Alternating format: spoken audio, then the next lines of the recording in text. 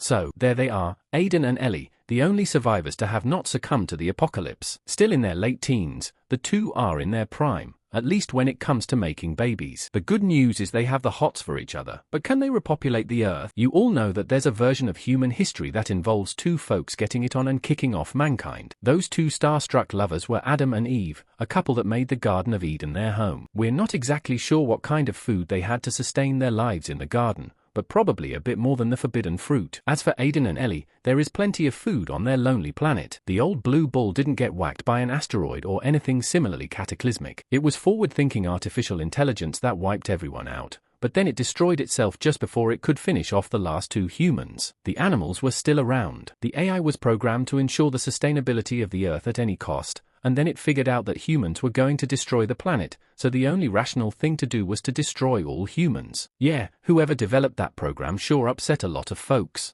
For the first couple of months, Aidan and Ellie didn't really think much about starting mankind again. They spent much of their time hanging out in rich people's houses and driving fast cars. Ellie almost drove into a tree one day, and after that, the couple decided not to take too many risks. There was some serious business to take care of. Thankfully, they lived in Los Angeles, California, which having a mild climate meant the couple didn't have anything to fear from a brutal winter and the fact there was no electricity. Let's just say that while the apocalypse was a bit of a downer, these two got very lucky in terms of their chances of survival. They also had the added bonus of not being related. That's a good thing because studies have shown that when children are born from folks who are related, there's a higher rate of infant mortality. Even if the kids survive, there's a much higher chance that those kids will be born with some kind of defect. Nonetheless, Ellie and Aidan's offspring might be born healthy, but what about the offspring's offspring? Now we run into difficulties. In a study undertaken in Czechoslovakia between the years 1933 and 1970, scientists looked at the children of parents who were first-degree relatives. First-degree is someone in your direct family. Procreating with these people isn't generally a cool thing to do. Even if first cousins get it on, the offspring has double the chance of having a birth defect. In that study, the kids who were born to first-degree parents didn't have great outcomes. 40% of them had very severe disabilities. 14% of them died because of their disabilities.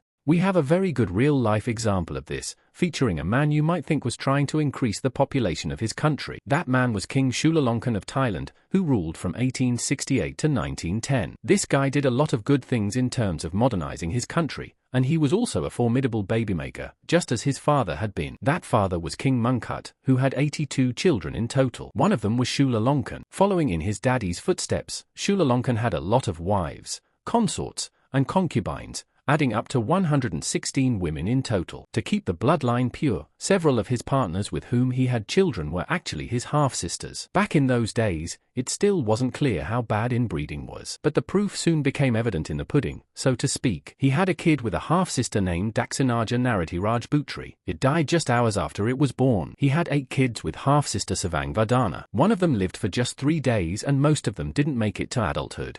Vardhana herself lived until the ripe old age of 93. She was the product of inbreeding. In fact, if you research what happened to his 77 children, you see that many, and we are talking many, didn't live very long at all. A lot of them died when they were barely out of their fancy infant clothes. Many others died in their 20s and 30s. European royalty was also into keeping things in the family to ensure the bloodline was pure and also to make certain money and property stayed with the family after someone passed away. European inbreeding in royal families was very evident in the Spanish Habsburg dynasty. Offspring were often weak and sickly, and there was also the now famous deformity called the Habsburg jaw. The internet might have been down in Aidan and Ellie's brave new world, but they did have access to books and libraries, and being the prudent folks they were, they read up on inbreeding. After going through a few books on the matter, they were rightfully afraid their kids would bite the dust just as soon as they let out that first primal scream or perhaps spend their short lives hobbling around while carrying a jaw that would put desperate Dan to shame. The couple also read about the Colt family in Australia and the marriage between June and Jim. In short, June was the child of a brother and sister. She married Jim Colt. They were in New Zealand at the time. They had 7 kids of their own and moved to Australia. More kids were born once those kids were old enough to have children, but the Colts didn't stray much farther than their own home, if you get what we mean. The children were born through incest. A lot of the kids had defects, and some seemed a little mentally deranged and did things like hurt animals. Many were very sickly and prone to disease. Incest wasn't working out very well for the family. When an investigator found them, He said it was like nothing I've ever seen. This story sent shivers down Aiden and Ellie's spines, with both of them just sitting for a while in the library thinking about a team of kids running around with fungal feet trying to set cows on fire. But did it have to be that way? That's the big question today.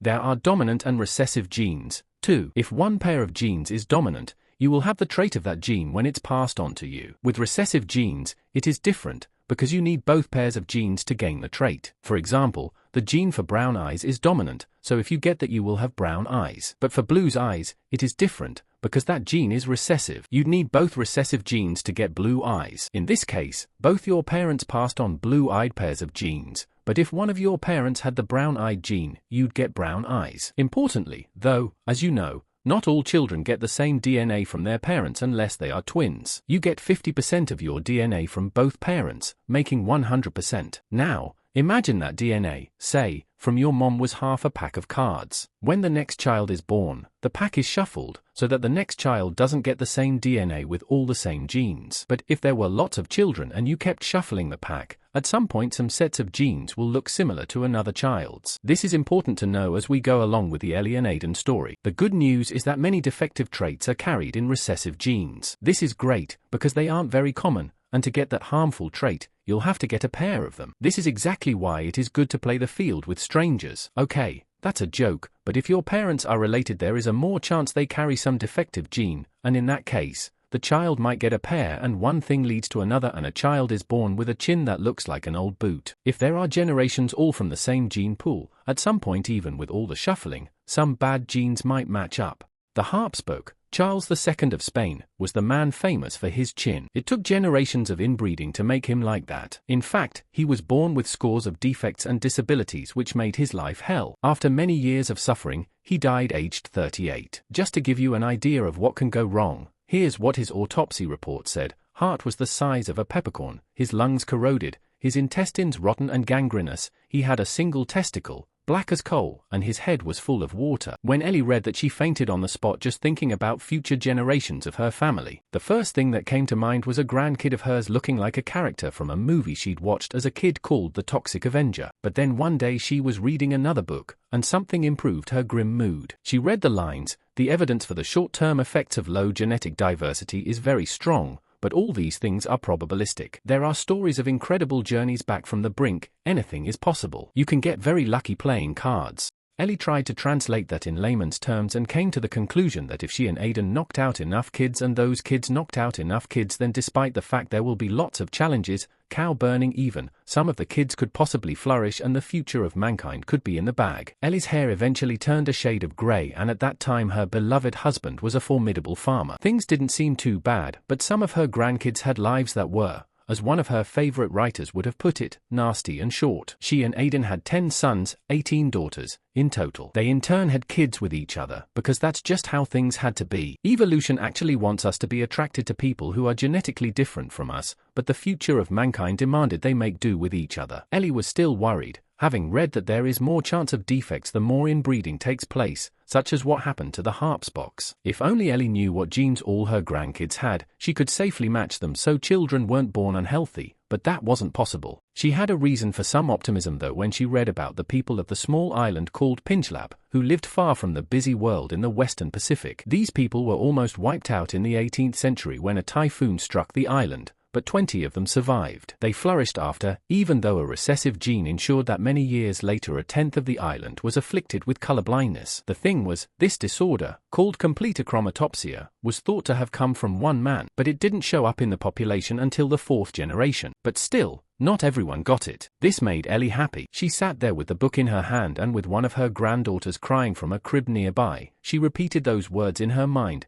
"Anything is possible, anything is possible. We are going to bounce back," she said under her breath in a determined voice, even though out of the corner of her eye she glimpsed one of her less successful byproducts giggling while throwing an aerosol can into a small fire. There was a long way to go yet, and what's called the founder effect was in full swing, meaning a profound lack of genetic diversity as generations interbreed. Still, while Ellie's family admittedly all looked very similar, she held out hope that in generations to come there would be natural mutations and some diversity would occur. Since Aiden in those days seemed only interested in tending to his vegetables and cattle, he'd become so distant, Ellie read more and more. In some ways, they were a perfect couple, with she being the academic one and he being so good with his hands. One day Ellie told Aidan that there were instances in history in which animals likely created entire populations after starting as pairs. They were eating when she looked at him and shouted, "Rats." "What?" replied Aidan, feeling confused. She told him a single pair of rats started a population on some island and the rats thrived. He then gave her a familiar look and said, "Don't tell me you read that on one of those printouts from that old website, Quora." Ellie went quiet and returned to her room, where she read the printout again. It said, "Starlings in North America originated from just 60 individuals. There are a couple 100 million of them now, most of which are nearly genetically identical." That seemed like good news, but she understood that a small population was different from the last two. She couldn't find any examples in her books when an animal species had gone down to the last pair and then started up again.